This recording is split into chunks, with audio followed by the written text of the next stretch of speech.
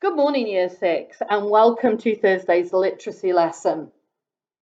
We're going to start with a spelling activity again today, and you've got a bit of a clue as to what you're going to be doing with the learning question, which says, can I use my words in a sentence?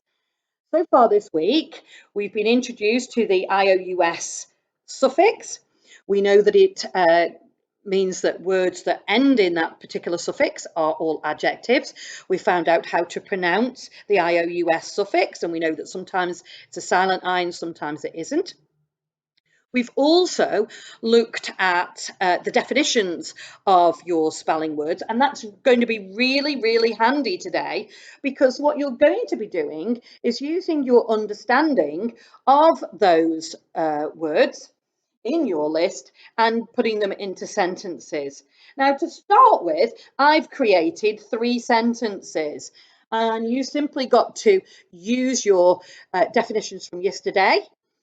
Or you can use thesaurus.com or any other online thesaurus so that you know fully well what the definitions of the words are, so you can choose the most appropriate word. Okay, so your first sentence is chickenpox is a very something disease. So what word's missing there? Then you've got in the 1920s Al Capone was a something gangster. So which of your spelling words fits best there? And then finally, following a rabbit down a hole showed how something Alice was. So a bit of a nod to Alice in Wonderland there.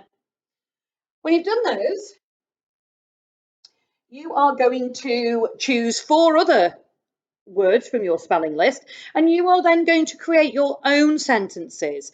Now, yesterday you were just giving me the definitions, but this time I want a sentence that shows that not only can you spell the word correctly, but you can also use them most appropriately within a sentence.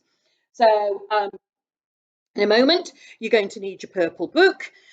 You're going to need to be able to access thesaurus.com or look back at your definitions that you did yesterday. And you'll need to pause the video so that you can go back, write the sentences in your book, put in the spelling word that you think is the most appropriate in the sentences I gave you. Please underline those words so I can see them when you send me your pictures.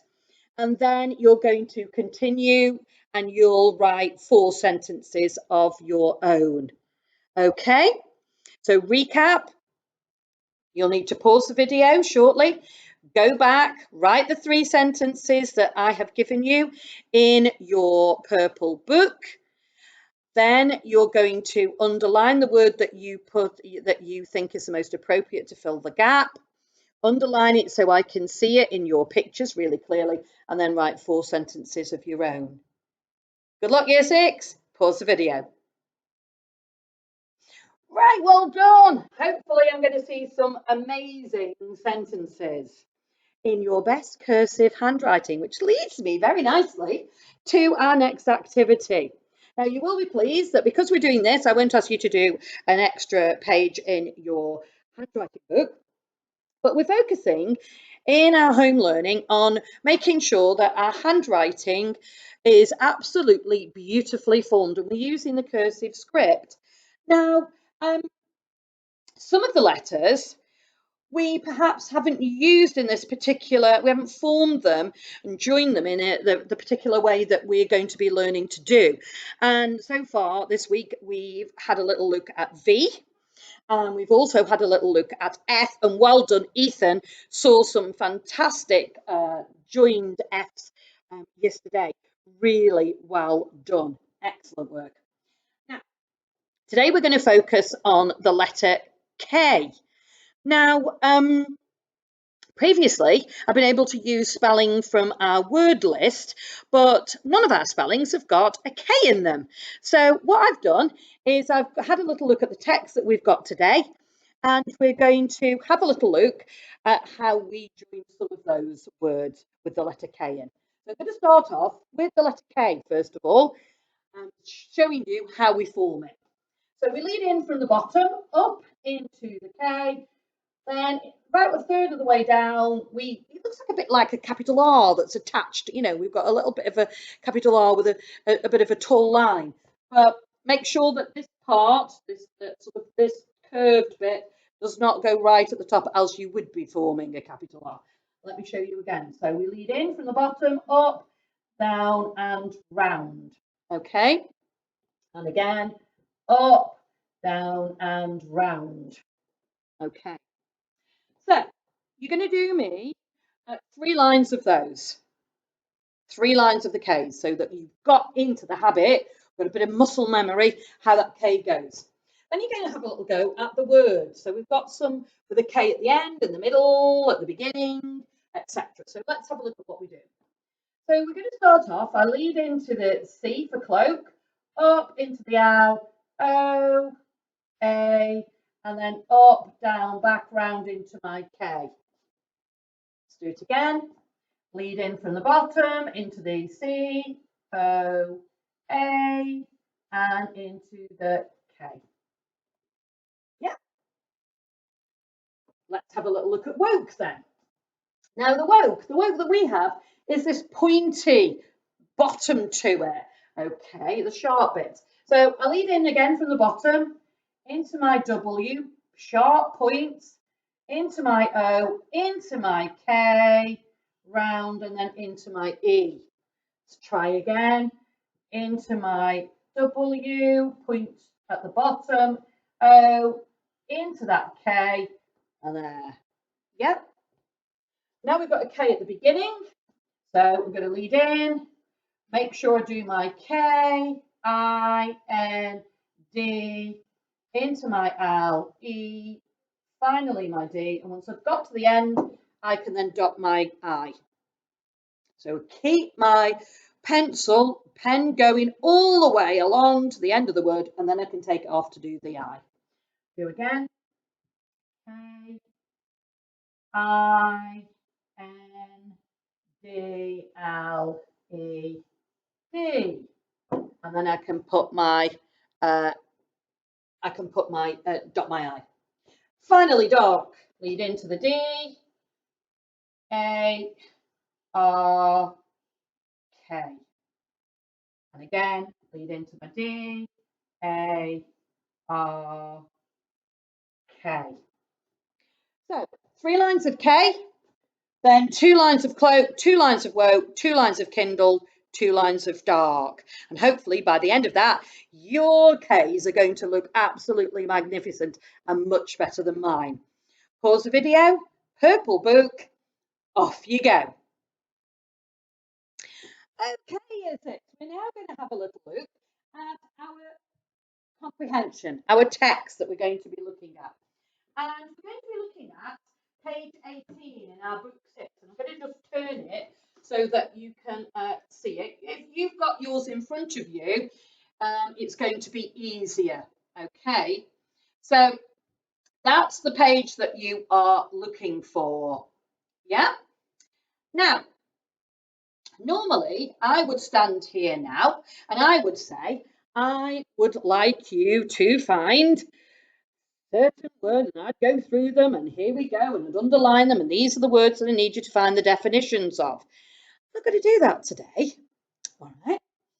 I'm going to give you some clues. I'm going to go back to my board in a minute. I'm going to give you some clues of words that I think are tricky in this particular passage. So you're looking at page 18 in your book 6. And these are the words that you're going to be looking for.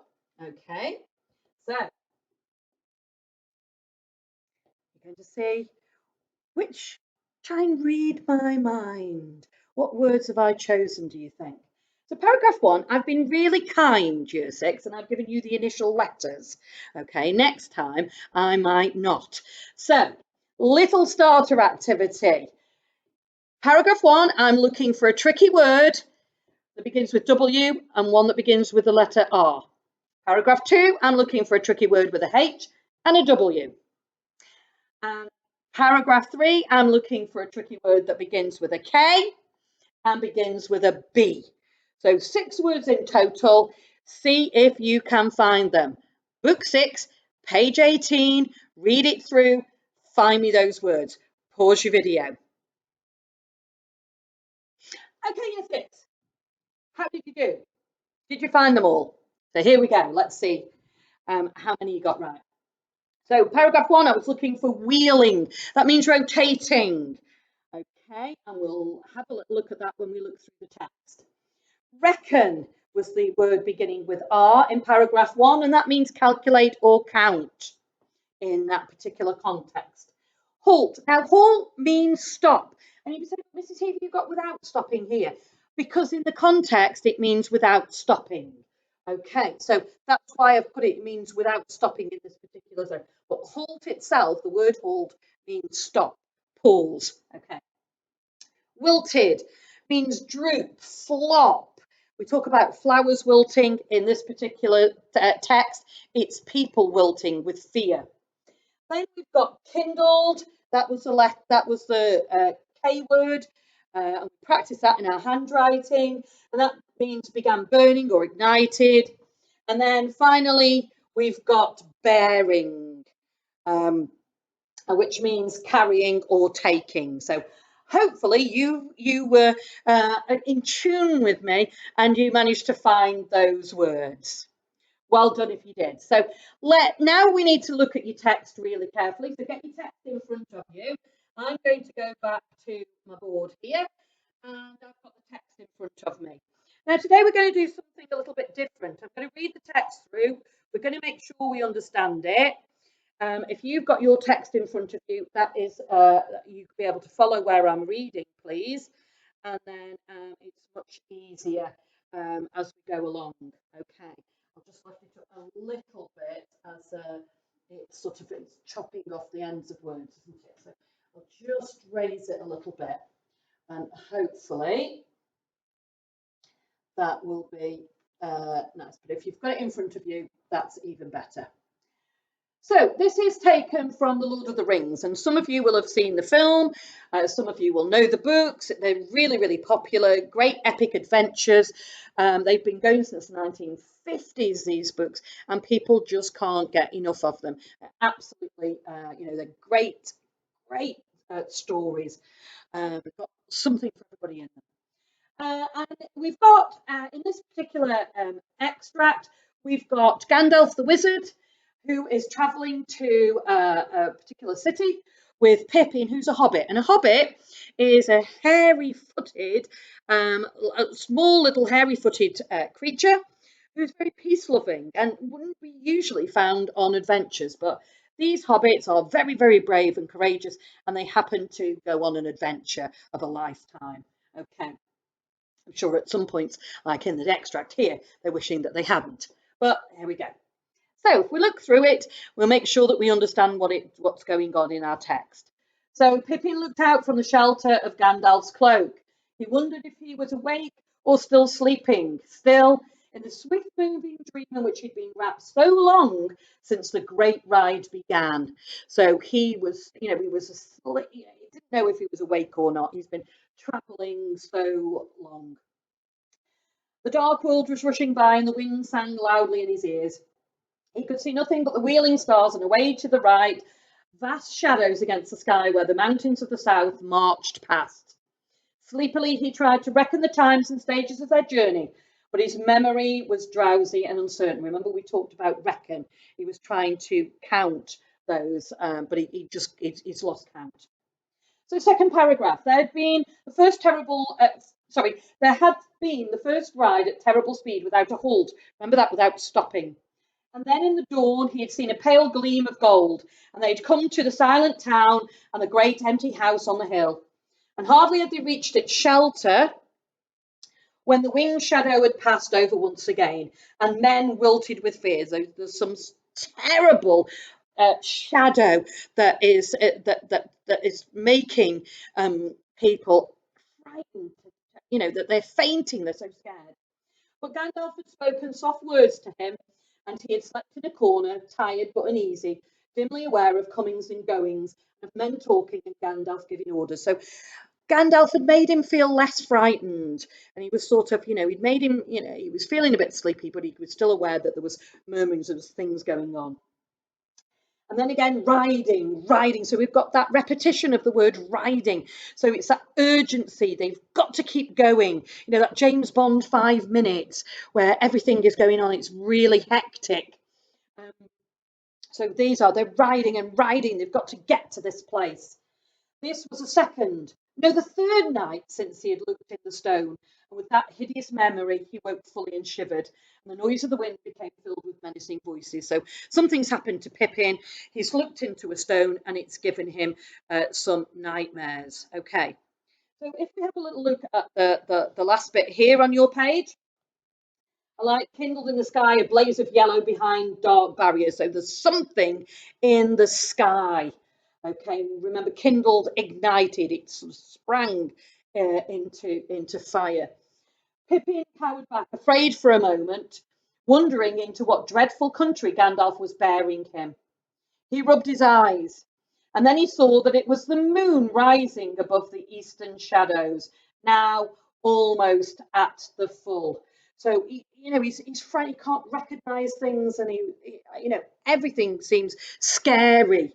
Okay, even that the moon is scary to him. That's what the light is, but it just looks strange. It looks scary. So the night was not yet old, and for hours the dark journey would go on. He stirred and spoke. "Where are we, Gandalf?" he asked. "In the realm of Gondor," the wizard answered. "The land of Anarion," and I apologise if I've not pronounced that correctly, "is still passing by." There was a silence again for a while. Then, "What's that?" cried Pippin suddenly, clutching at Gandalf's cloak. So again, he's very fearful. "Look, fire! Red fire! Are there dragons in this land? Look, there is another." So we end on this fantastic cliffhanger. Okay, so we've had a little look through the text, and we're going to do something a little bit different today, because what I want to do is just focus really on paragraph 1. And what I'd like you to do in a minute is there's all the way through paragraph 1, there is a sense of urgency in the text. They've got to get there. They're rushing, they're going, their speed, and so on. I would like you to underline for me, pause the video in a minute, and you're going to underline any word that you think has to do with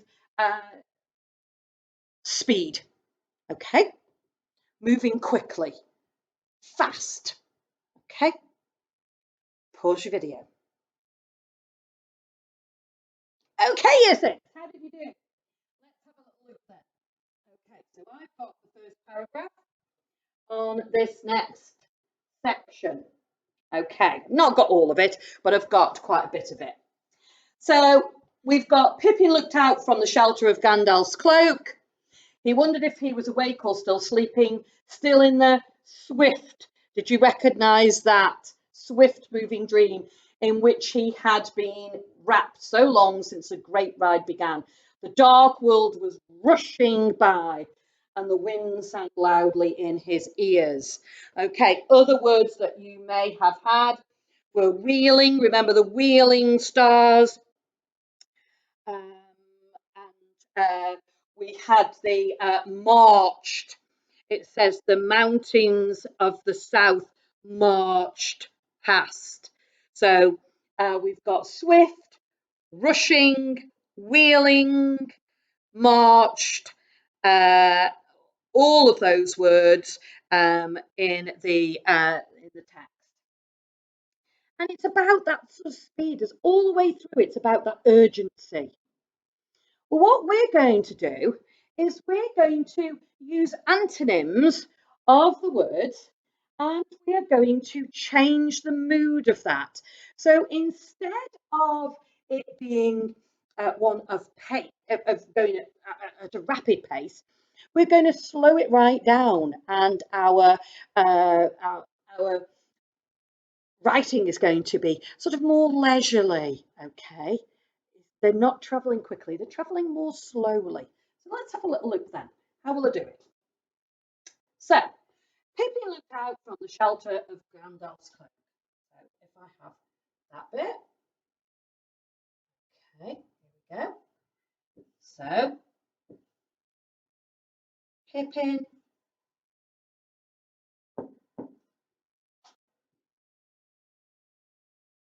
looked out of the shelter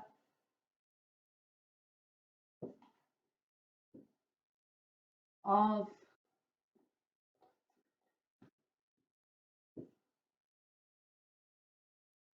Gandalf's cloak. Okay, so I've written the first sentence. Nothing there that I can use, yeah? Okay. Full stop. He wondered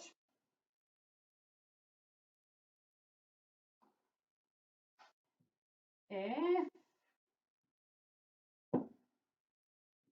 he was awake. Oh, the pen's changed colour. Or carry down. Still sleeping. Okay. Still in there. Now this is my first word I'm coming across that has got a speed word, swift. So I don't want swift moving dream. So what I'm going to have a little look at is I'm going to go on to thesaurus.com. Okay. And I'm going to see what word I can use instead of swift. Okay, so here we go, thesaurus.com. Let's have a little look. Okay, so I want the word, instead of swift, I'm going to have a little look for some antonyms of swift. Okay, so swift. Let's have a little look. Search. What am I going to find? So I don't want those. Those are synonyms. They're words that mean the same. So I'm going to go down a page. And I'm going to see opposites of swift. Okay. So I'm going to choose, well, I've got delayed, expected, lazy, leisurely, slow, sluggish. So I think that perhaps sluggish or leisurely would fit my text there. So I'm going to go back to my text and I'm going to say awake or still sleeping, still in the, I'm going to put sluggish. I like that. Okay. In the sluggish,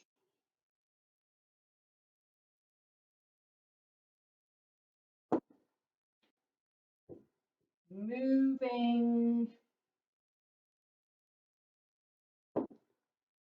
dream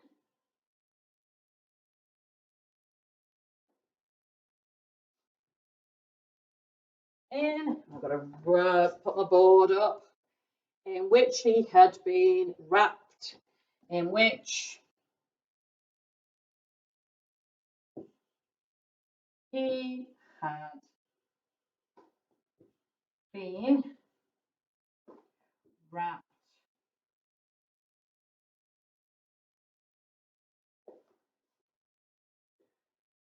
So long since the great ride.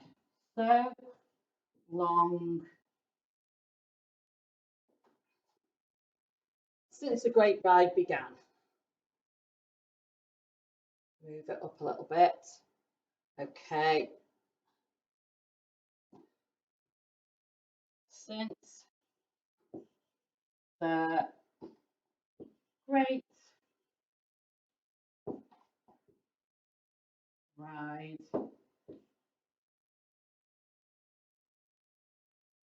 began. Okay, let's have a little look at what the next part says. Am I a full stop there? Yes, so the dark wool was rushing by. So I don't want rushing now. Okay. So there. Dark.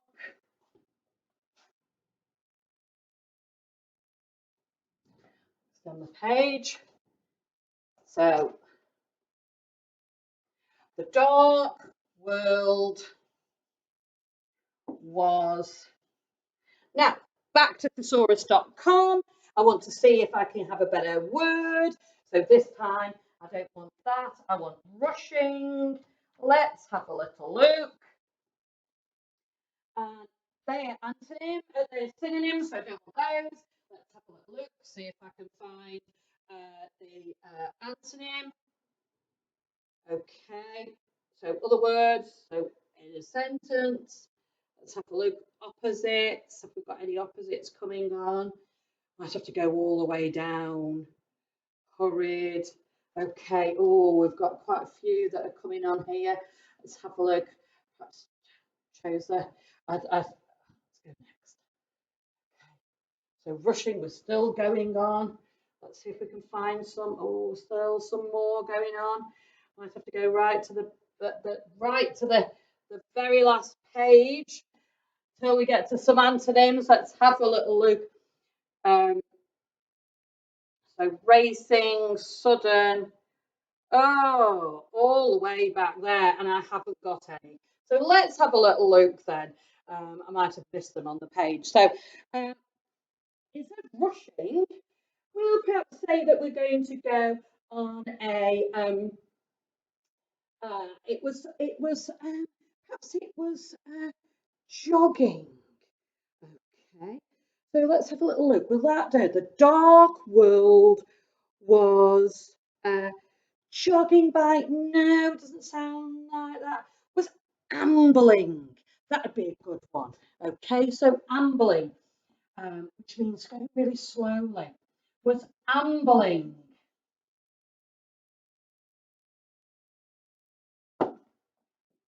By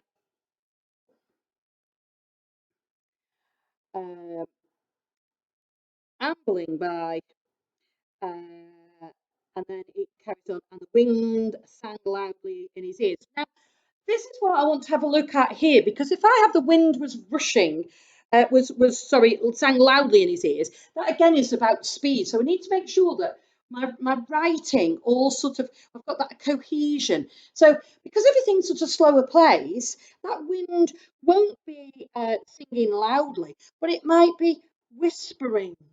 Okay, so I'll put the wind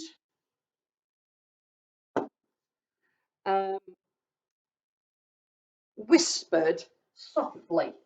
So I've changed my idea. Whispered. So I'm changing that sort of that focus. Whispered softly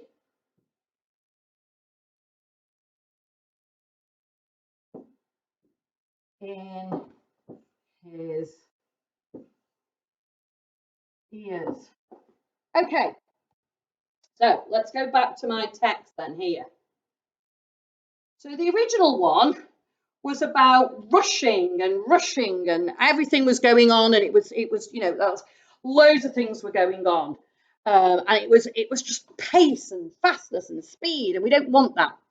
So we're going to change it so that it's slow.